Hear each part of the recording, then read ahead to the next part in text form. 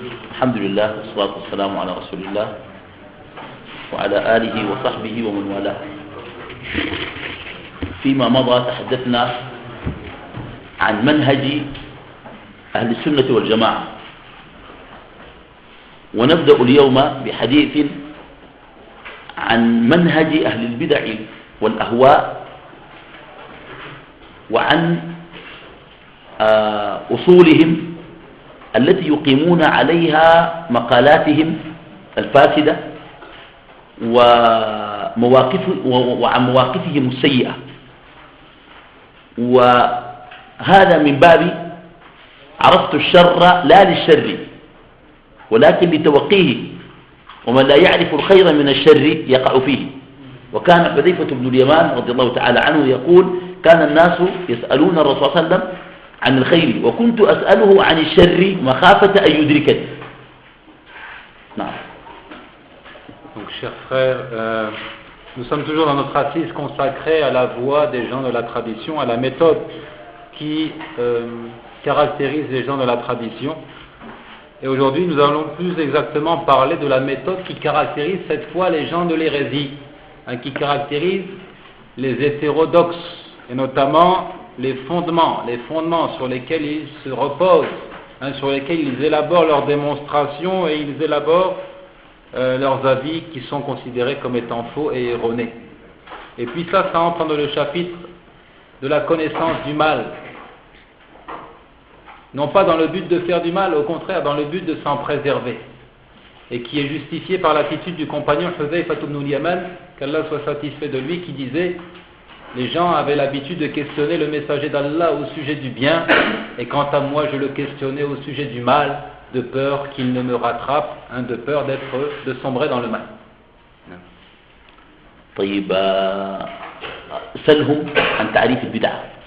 Quelle est la définition que l'on puisse donner de l'hérésie, al-bid'a?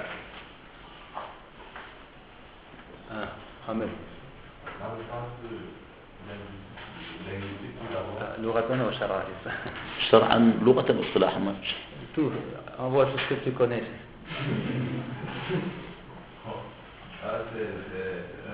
C'est pour la toute première fois, c'est qui n'a pas existé autrefois. اختراع شيء على غير مثال سابق. طيب. عبد الرحمن. hors de la révélation. يعني عمل لم يأتي به الوحي. La bid'a, c'est une innovation. Oui, c'est ça, c'est là. Ce qui n'a pas été révélé. Mais لم يأتي به الوحي. Ismaël. L'innovation, c'est toute chose que le prophète n'a pas prononcé. كل ما لم يفعله ولم يقوله النبي صلى الله عليه وسلم. زيد. La bid'a, c'est l'innovation, c'est ce que le prophète n'a pas fait, ce que les sahaba n'ont pas fait, ce que les tabi'in n'ont pas fait, et ce que les tabi'in n'ont pas fait. يعني ما لم يأتي بالقرون المفضلة ترى النبي.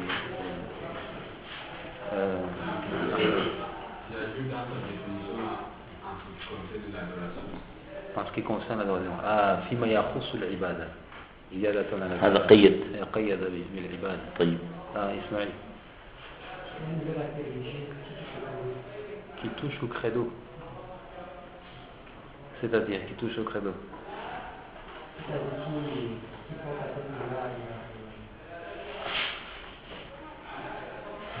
يعني شيء جديد في الدين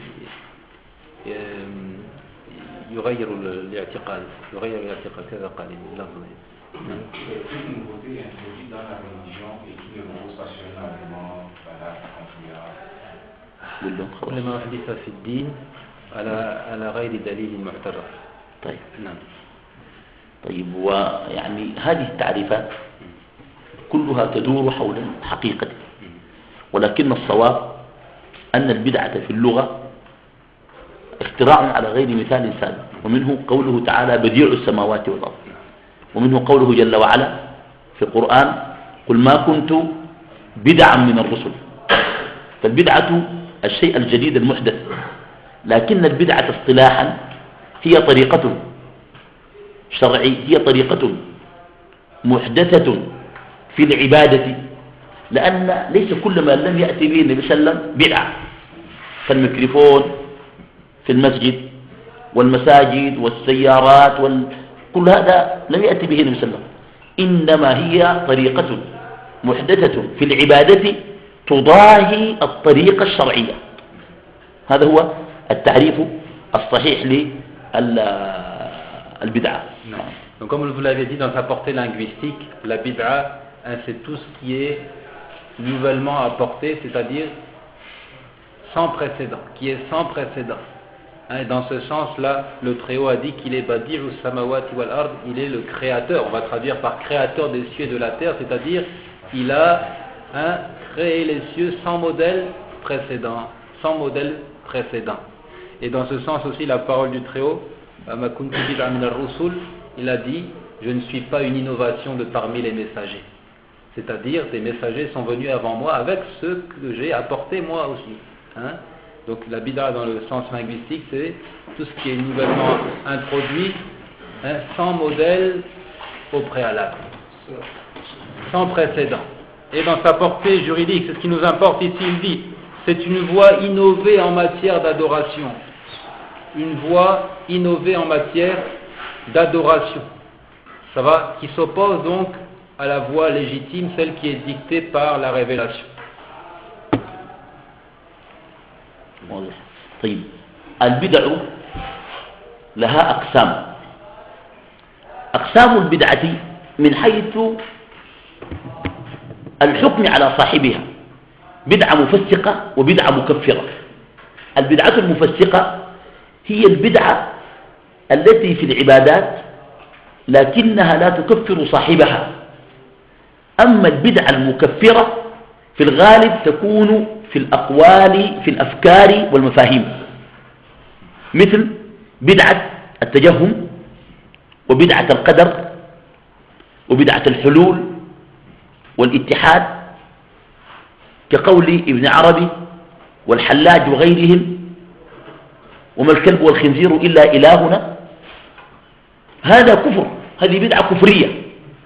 البدعة المفسقة مثل الدعاء الجماعي بعد الصلوات في المساجد، أو البدعة المتعلقة ببعض الأذكار، هذه بدعة تسمى بالبدع المفسقة. هذا من حيث الحكم على صاحبها. عندنا شيء دائما عند أهل السنة يسمون أهل البدع بأهل البدع والأهواء. كلمة أهواء قبل ما تشرح لهم بس سألهم عن كلمة أهواء. سألهم عن أهواء. Il vous interroge à propos du sens de ce terme, ahwa, c'est-à-dire la passion. Qu'est-ce que vous entendez par là? Ismaël? Sans connaissance de cause. Reprends. Non. الشيخ علم أن هذا الشيء ليس من الدين ولكن يصير لا يتبعه. يقول هكذا الأهواء. طيب تفضل. اسمه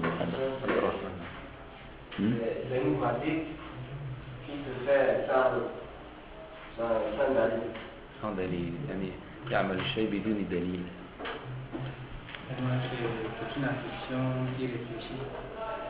Une affection. Oui, irréfléchie. Qu'est-ce que l'affection? C'est-à-dire un amour simplement parlant. لأنه يحب الشيء لكن دون أن يفكر فيه. الأهواء. La cause de ce dont on أهل البدع والأهواء. نعم.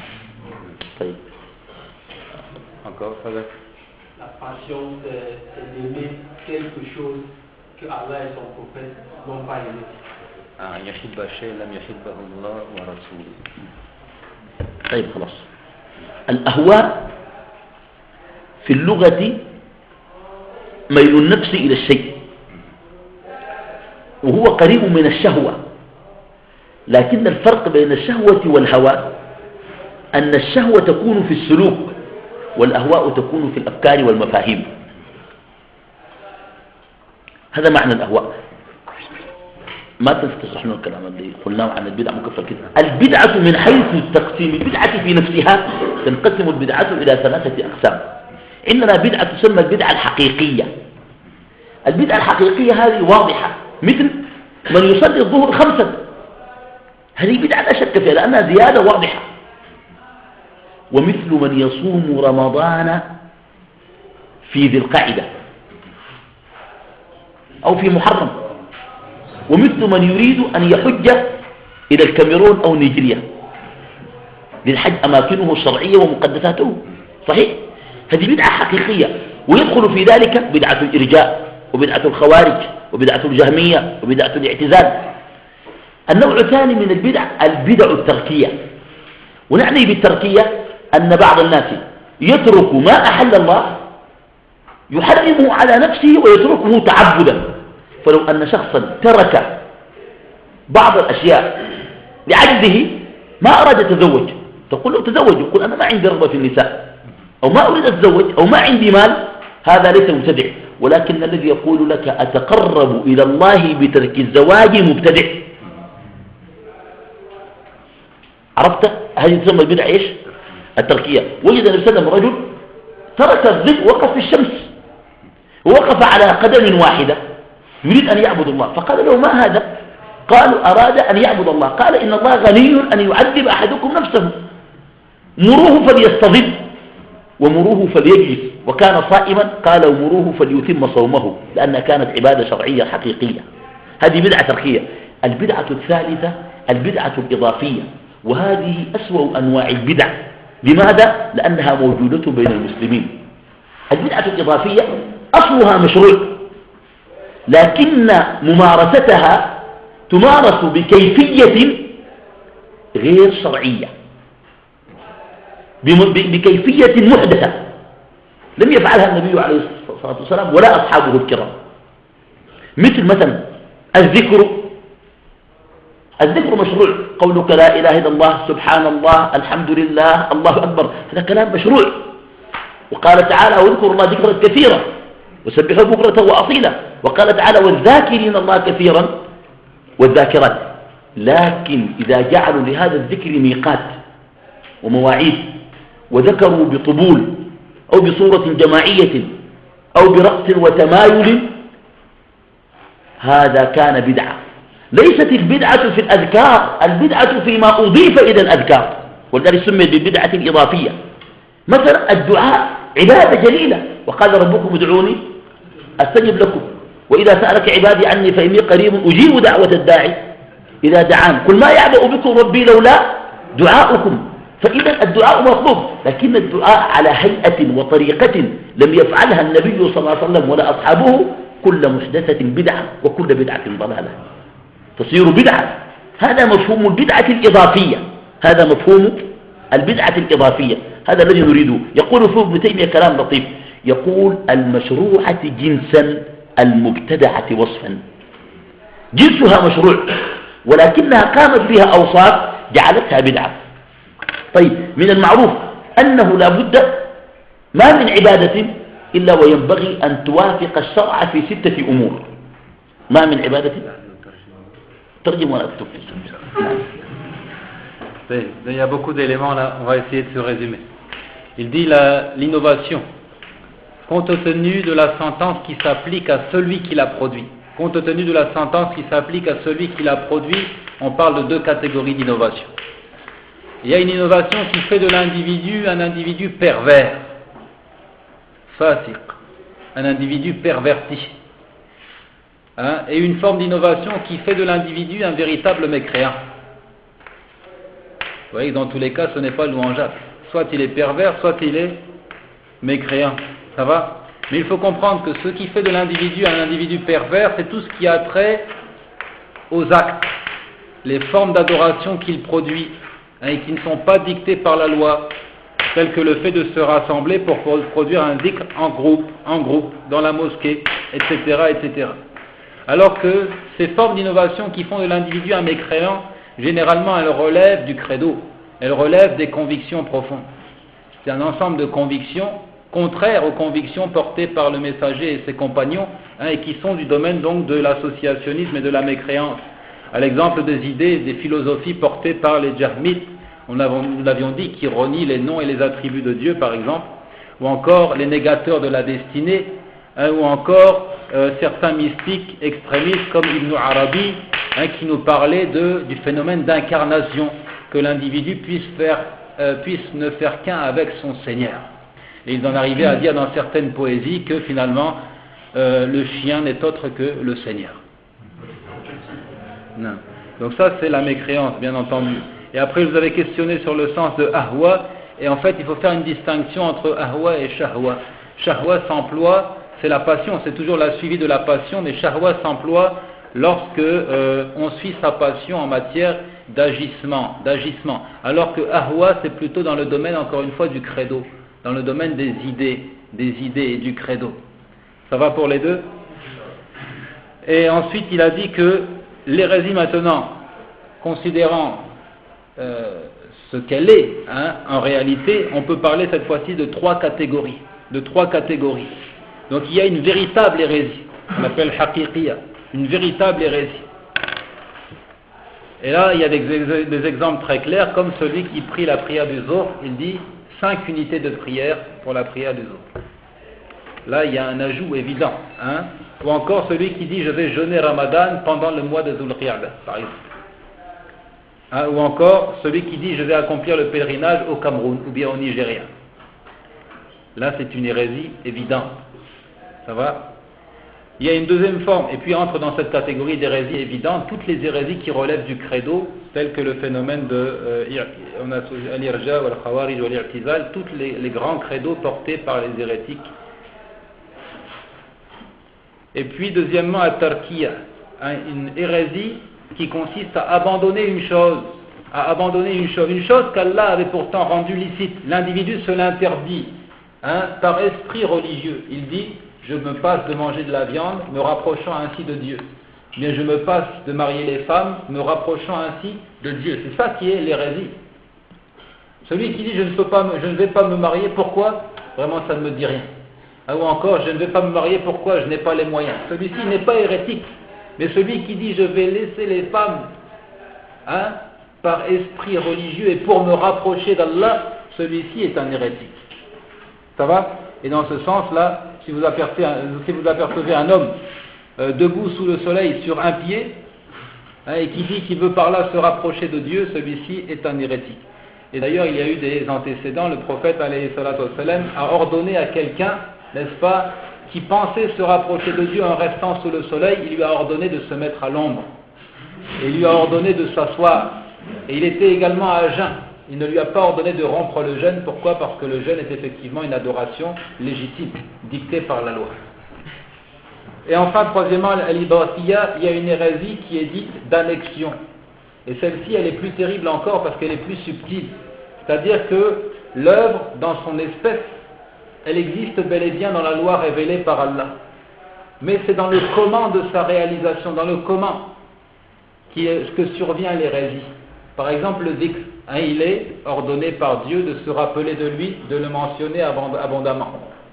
Mais si maintenant on dit que pour accomplir ce dhikr, il nous faut nous réunir dans la mosquée à telle heure exactement, ou bien tel jour exactement, et donc on invente une façon de faire qui n'était pas enseignée par le prophète alayhi salatu wassalam, alors dans ce cas là on sombre dans l'hérésie et on est concerné par le récit qui dit Kul muhdathatin bid'a wa kullu bid'atin dalala. Tout acte innové dans la religion est une hérésie et toute hérésie est un égarement. لا بد أن توافق العبادة الشرع في أمور، يعني لتكون العبادة صحيحة في زمانها. لو أن الشريعة ربطت العبادة بزمن لا يجوز ولا يجزي إلا أن تفعل في زمانها. فمن وقف في عرفة في غير موعده يعتبر وقوفه باطل. وضربنا مثال بالصوم في رمضان، وكذلك الصلوات لها أزمنة. طيب، وفي مكانها إذا جعلت العبادة مكان فلا تجزي إلا في أماكنها، مثل الحج ومناسكه. وكذلك الجنس، مثلا الأضحية لا تجزئ بالفرس ولا بالخيل ولا بالغزال، صح؟ الغزال قد يكون طعمه جميل لكنه لا يجزي في الأضحية صحيح، لأن الشرع جعل لها جنسا. وكذلك في العدد، الصلوات 5 لا تجوز أن تفعل 6، وعدد الظهر 4 ركعات لا يزاد عليها، وكذلك في الكيفية. فمثلا قراءة القرآن عبادة، لكن لا يجوز أن نقرأ القرآن في الركوع ولا في السجود، إنما في الركوع والسجود ندعو، وقراءة القرآن في غير موضعه بدعة.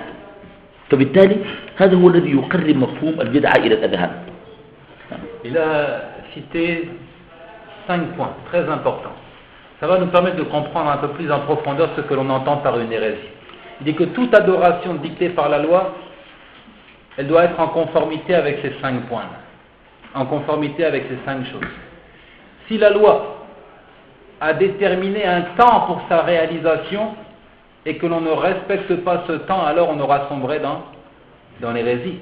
Ça va pour tout le monde? Celui qui dit qu'il va stationner à Arafat en dehors du mois du pèlerinage, alors c'est que celui-là commet une hérésie, parce que le stationnement à Arafat, c'est un des piliers même du pèlerinage.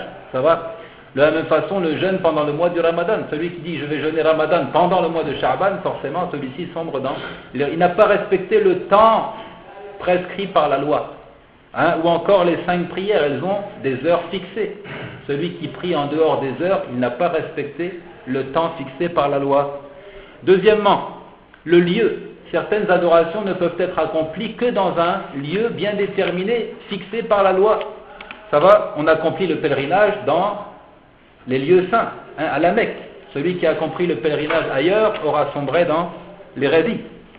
Troisièmement, al-jins, l'espèce. Il y a certaines adorations pour lesquelles on nous parle d'une espèce bien particulière, et notamment dans le cadre du sacrifice. Dans le sacrifice, Allah a cité les espèces animales qui peuvent servir de sacrifice. Ça va? Celui qui sacrifie un cheval, celui qui sacrifie une gazelle, il n'aura pas respecté l'espèce, et donc il aura sombré dans l'hérésie. Ça va pour tout le monde? Quatrièmement, al-adad, le nombre. Certaines adorations ont un nombre fixé. Par exemple, il y a 5 prières quotidiennes. Celui qui en fait 6, il aura donc bafoué la loi. Celui qui en fait 7, il aura bafoué la loi. Il y a 4 unités de prière pour la prière du Zohr. Celui qui ajoute 5 ou 6, encore une fois, il n'aura pas respecté ce nombre. Son adoration n'est pas en conformité avec les attentes de la loi. Et enfin, 5e, al-kayfiya, le comment de sa réalisation. Par exemple, la lecture du Coran est une œuvre prescrite, c'est une forme d'adoration. Mais il y a, n'est-ce pas, une manière de faire. Celui qui récite le Coran alors qu'il se trouve dans la génuflexion ou dans la prosternation, il aura commis l'interdit. Celui qui récite le Coran étant dans la génuflexion ou dans la prosternation, il n'aura pas respecté le comment de la lecture du Coran, il aura commis l'interdit. Donc 5 points très importants. Toute adoration doit être conforme à ces 5 points pour être légitime. طيب منهج أهل البدع والأهواء من خلال استقرائنا وقراءتنا لهم نجد أنهم يقومون على أصول فاسدة أو عندهم سمات، كما أن لأهل السنة خصائص وسمات. من سماتهم اختلال المرجعية عندهم، فلا يثبتون على مرجعية معينة، فتارة يأخذون من السنة، وتارة يأخذون من الكتاب، وتارة ينكرون ما في الكتاب. ولذلك كان الإمام أحمد يقول مختلفون في الكتاب مخالفون للكتاب، أهل البدع. هذا من سماتهم عدم الاحتكام إلى النصوص وعدم تعظيمها. فإذا كان أهل السنة لهم مرجعية واضحة، فإن أهل البدع لا مرجعية لهم، والمرجعية عندهم مختلة. وإذا كان أهل السنة يعظمون النصوص، فإن أهل البدع لا يعظمون النصوص. بل أيضا من صفاتهم الثالثة الجرأة في رد النصوص.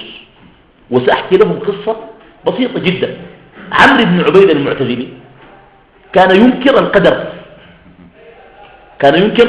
القدر، فلما سمع بحديث عبد الله بن مسعود رضي الله عنه في القدر الذي يثبت أن الله يتدخل في أفعال العباد، فسمع أن أحدكم يجمع خلقه في بطن أمه 40 يوما نطفة ثم يكون علقة مثل ذلك ثم يكون مضغة مثل ذلك ثم يرسل الله ملكا فينفخ فيه روحا فيكتب 4 كلمات الحديث. قال هو من رواية الشعبي قال لو سمعته من الشعبي لكذبته ولو سمعته من منصور بن المعتمر لما صدقته ولو سمعته من ابن مسعود لرددته ولو سمعته من النبي عليه الصلاة والسلام لما قبلته ولو سمعته من الله لقلت له ما على هذا أخذنا الميثاق. فأهل البدع عمرو بن عبيد المعتزلي عندهم جرأة في رد النصوص وفي عدم قبولها خاصة إذا خالف النص ما هم عليه من اعتقاد.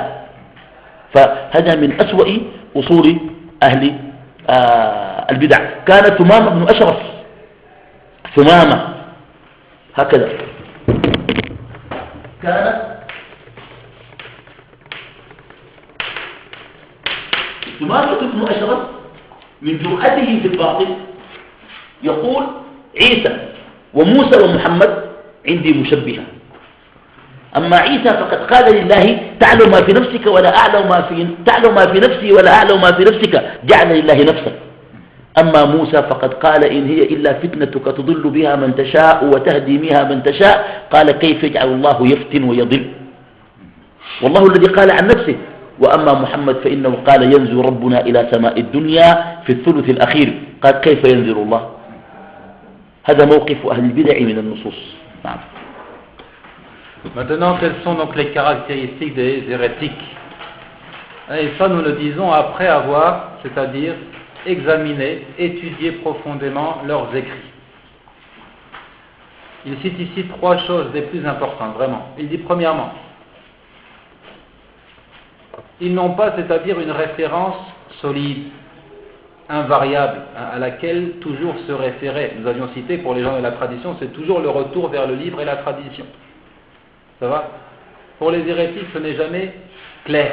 Quelquefois, ils s'en réfèrent au livre, quelquefois à la tradition, quelquefois ils renient la tradition, quelquefois ils renient le livre, et quelquefois ils s'en réfèrent simplement à leur argumentation rationnelle, quelquefois même à leur songe. Ça va, l'imam Ahmed disait, ils ont divergé au sujet du livre, et ils sont à l'opposé du livre. Ils ont divergé au sujet du livre, et ils sont à l'opposé du livre. Les indications du Coran. Ça va? Ça, c'est la première chose. Ils n'ont pas donc une référence ensemble, solide et invariable.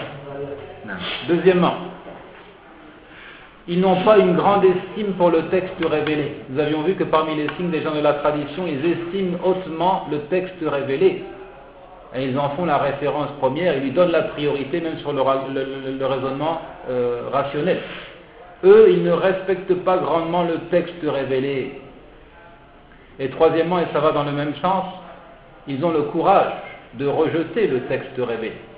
Ils affichent ouvertement un rejet du texte révélé. Et ici, il a cité plusieurs exemples. Il a cité Amr ibn Ubayd al-Mu'tazili, donc un représentant de la secte Mu'tazili, qui est de ceux donc qui renient la prédestination, Et lorsqu'il a entendu le fameux récit de Abdullah ibn Mas'ud, qui dit que l'un d'entre vous, la création de l'un d'entre vous se fait dans le ventre de sa mère 40 jours à l'état de caillot de sang, 40 jours à l'état de morceaux de chair, etc. Jusqu'à dire 4 choses sont écrites, on inscrit son temps de vie, sa part de gain, etc., etc. Donc un récit très clair qui prouve que tout est prédestiné. Ça va, que tout est prédestiné. Il a eu le courage de dire ce récit-là, qui est rapporté par Ash-Sha'bi. Il a dit, si je l'avais entendu de Ash-Sha'bi, je lui aurais dit tu es menteur. Il a dit même, si je l'avais entendu d'Ibn Mas'ud, je l'aurais rejeté. Si je l'avais entendu du prophète, alayhi salatu wa sallam, je ne l'aurais pas accepté. Et si je l'avais entendu d'Allah lui-même, je lui aurais dit, ce n'est pas cela que tu nous as demandé, ce n'est pas sur cela que nous avons fait pacte avec toi.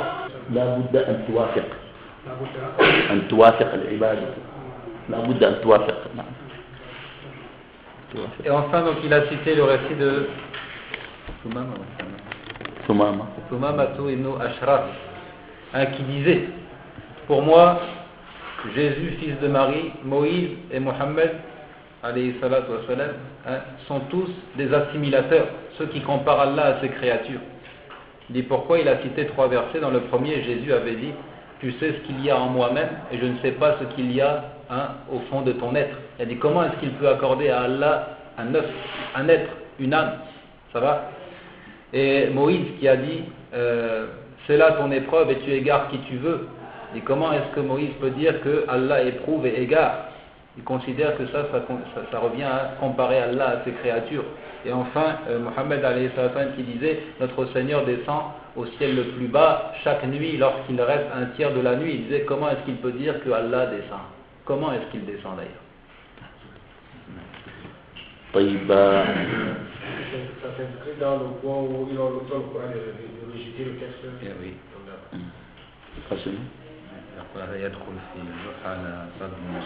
هذا في رد النصوص والجرأة عليها. نعم. من ذلك صرف النصوص عن ظاهرها بتأويلات فاسدة. صرف النصوص عن ظاهرها بتأويلات فاسدة. يعني مثلا عندكم كثير من الفرق الباطنية والفرق المنحرفة يؤولون النصوص.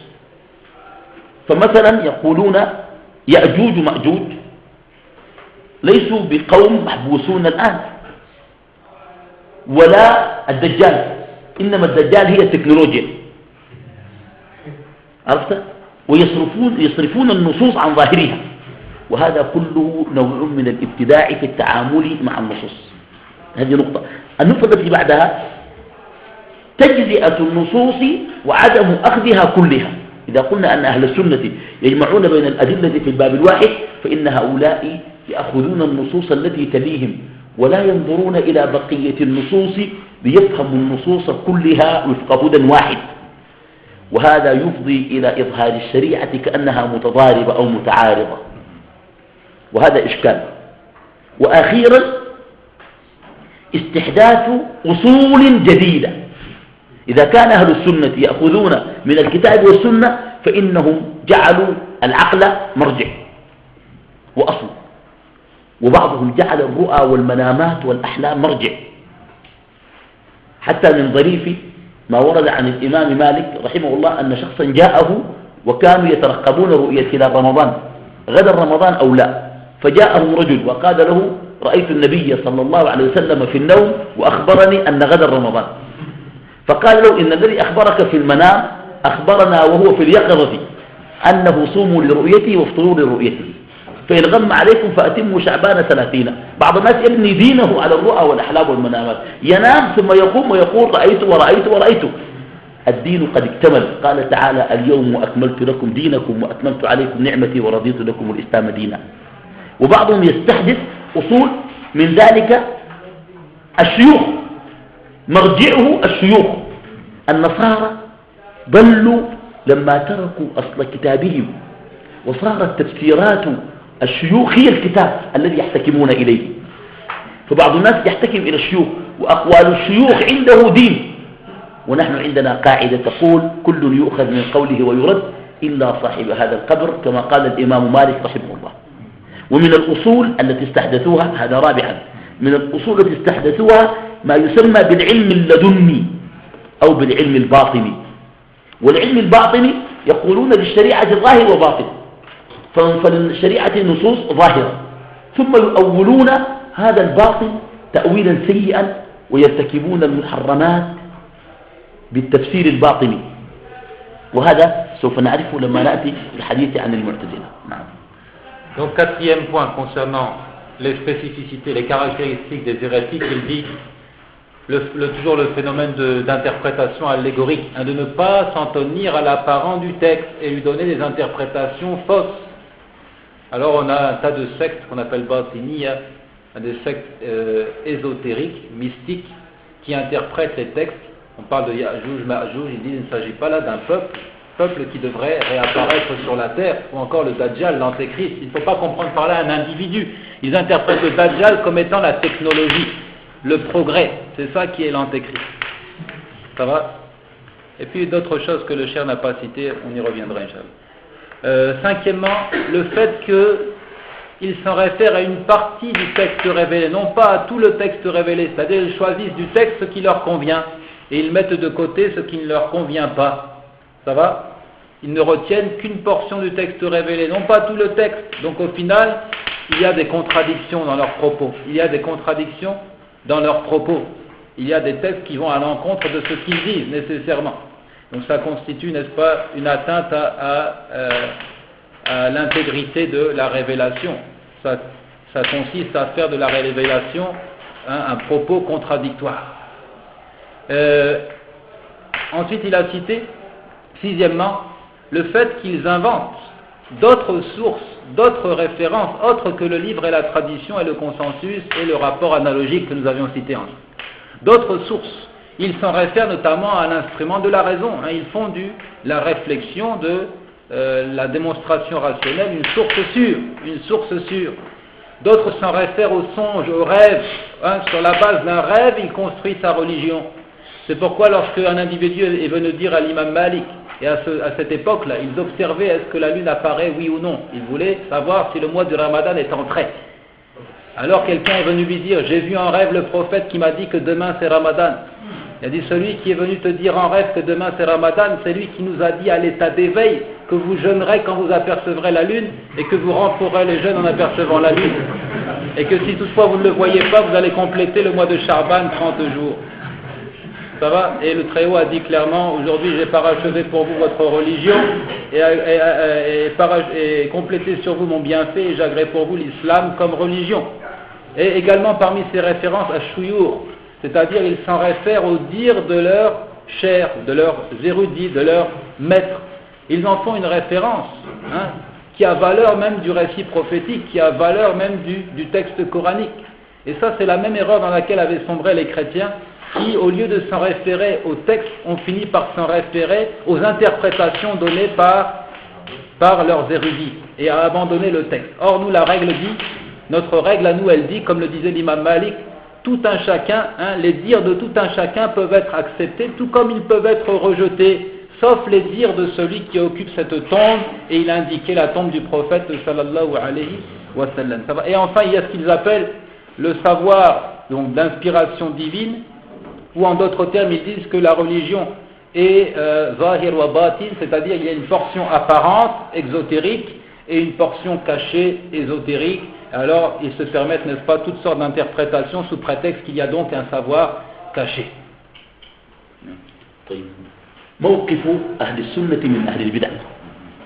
Maintenant, quelle est l'attitude des gens de la tradition vis-à-vis des hérétiques?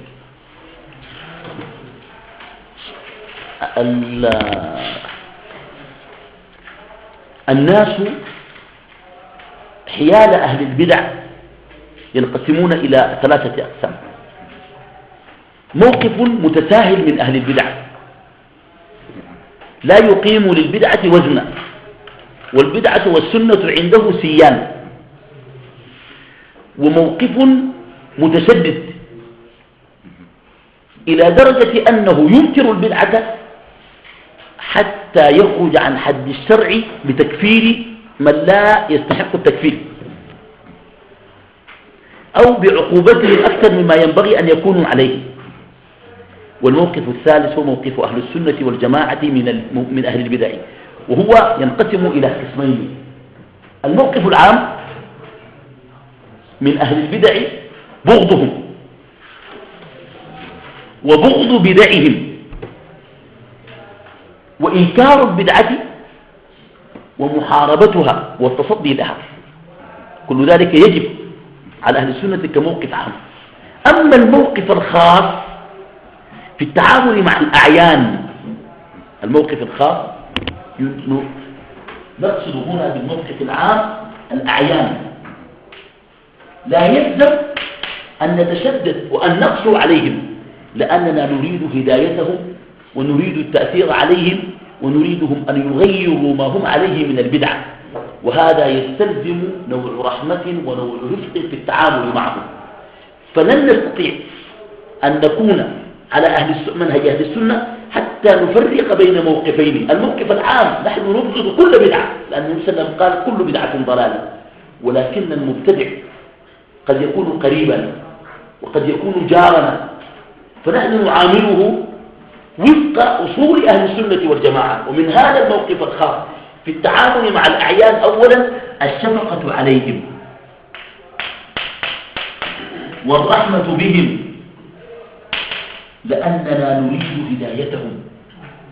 بل إذا كان أحد أهلنا من الكفار فإننا نشفق عليه أن لا يموت على هذه الملة، ونريد أن نستنقذه ونريد أن يهتدي كما اهتدينا. فلا بد من الشفقة والرحمة بهم. هذا يختلف، مع أنه قلنا هنا بغضهم، هذا ليس تناقض. الموقف العام من البدع وأهلها نحن نبغض البدعة ونبغض أهلها، ولكن قد اضطر لمعاملة قريب لمبتدع بنوع رفق ليس حبا فيه ولا في بدعته، ولكن للتأثير عليه ولتغييره نحو الأفضل. فالشفقة والرحمة بهم. الأمر الثاني عدم تكفير من لا يستحق التكفير، فالبدعة لا تستوجب الكفر، وهذه قاعدة مهمة جدا يا شيخ أبو بكر. البدعة لا تستوجب الكفر، فليس كل مبتدع كافر، فإن للمبتدع حقوق المسلم من أهل القبلة العامة، عيادة المريض وتشييع الجنائز وإلى غير ذلك. عدم تكفير من لا يستحق التكفير. وهنا لا بد من أن أقول شيء: عدم تعيين المبتدع وإن وقع في البدعة بالبدعة. يعني لو أن شخصا وقع في بدعة أمامك لا تناديه يا مبتدع، هذا لا يجوز، لأن التعيين لا بد فيه من انتفاء الموانع وتحقق الشروط. انتفاء الموانع وتحقق الشروط، هذه قاعدة مهمة جدا عند أهل السنة والجماعة. نعم ممكن Nous avons dit l'attitude des gens de la tradition vis-à-vis des hérétiques. En fait, on peut dire qu'il y a trois catégories d'individus. Il y a ceux qui se montrent trop souples vis-à-vis de l'hérésie, qui n'y prêtent pas attention. Pour eux, ce n'est pas grave. Laissons les gens faire ce qu'ils veulent en matière de religion. Il y a ceux qui sont très stricts, peut-être trop stricts, qui renient l'hérésie, mais jusqu'à dépasser et déborder les lois, les limites fixées par la loi, et jusqu'à traiter par exemple d'infidèle celui qui n'est pas nécessairement infidèle, ou encore à proposer un châtiment exemplaire alors que la loi ne s'est pas montrée si ferme. Donc nous disons les gens du juste milieu, qui ont une position équilibrée, sont les gens de la tradition, et là ils ont deux attitudes. Une attitude, on peut dire globale, générale vis-à-vis de l'hérésie, et une autre qui est plus particulière. De manière globale, de manière générale, nous disons, nous détestons les hérésies et nous détestons les hérétiques. Et c'est notre devoir de renier, de réfuter les hérésies, de mener la lutte contre les hérésies. Ça, c'est l'attitude générale. Ça va? Cela relève de notre credo. Nous détestons les hérésies et nous menons la guerre aux hérésies. Mais maintenant, d'une manière plus particulière, lorsque nous avons à traiter avec un individu en particulier qui commet une hérésie, ça ne veut pas dire qu'on se montrera, n'est-ce pas, dur et intransigeant. Au contraire, parce que l'objectif premier à travers cela, c'est de l'amener à la vérité, de lui permettre de se guider, de lui permettre de changer son attitude. Et pour changer son attitude, il ne faudra pas se montrer dur et intransigeant, au contraire, il faudrait plutôt se montrer doux et attentif, plein de mansuétude à son égard pour lui permettre de se guider. Ça va pour cette attitude-là? Donc nous détestons l'hérésie et il n'y a pas de contradiction, nous détestons l'hérésie. Et en même temps, on peut se montrer doux envers un hérétique, non pas par amour pour lui ou par amour pour son hérésie, mais dans le but de produire un effet, de produire un changement en lui. Donc de l'amener à la guider. S'il en est ainsi pour les infidèles, on peut avoir, n'est-ce pas, des membres de la famille qui ne sont même pas musulmans, et on se montre doux envers eux dans l'espoir qu'ils deviennent musulmans. Que dire donc de celui qui est déjà dans la religion de l'islam? Et là, les gens de la tradition ne taxent pas d'infidélité, ils n'excommunient pas celui qui ne le mérite pas. Donc ça, il faut bien le comprendre. Ce n'est pas toute hérésie qui implique, n'est-ce pas, la mécréance. Ce n'est pas toute hérésie qui implique la mécréance. même si elle est jugée être mécréante. Ça c'est important de comprendre. Même si on dit une telle parole est une hérésie, elle relève de la mécréance, ce n'est pas tout individu qui aura prononcé cette parole qui sera nécessairement mécréant. Pourquoi? Parce qu'il se peut qu'il ait des excuses. Et il se peut qu'il soit ignorant, il se peut qu'il soit, etc. Donc on ne peut se permettre de taxer d'infidélité que dans le cas où nous avons levé toutes les barrières qui nous empêcheraient, n'est-ce pas, de prononcer la sentence. Et on s'assure que toutes les conditions sont réunies. Et puis ça, de toutes les façons, c'est le travail des érudits, ce n'est pas le travail de tout un chacun. Donc l'hérétique, c'est avant tout un musulman. C'est quelqu'un qui a des droits et des devoirs et des droits envers nous. Nous avons le devoir, par exemple, lorsqu'il est malade, de lui rendre visite, hein, etc., de lui adresser la salutation, etc., etc. Donc nous retiendrons que ce n'est pas toute hérésie. Nous retiendrons qu'il y a deux attitudes, une générale et une autre plus particulière. Kullu bid'atin dalala, toute hérésie est un égarement. Et nous détestons les hérésies, nous détestons les hérétiques. Ça c'est d'une manière générale. Mais maintenant, lorsque nous avons affaire à un individu en particulier, il se peut au contraire que l'on se montre doux et clément et compatissant envers lui dans l'espoir de le guider.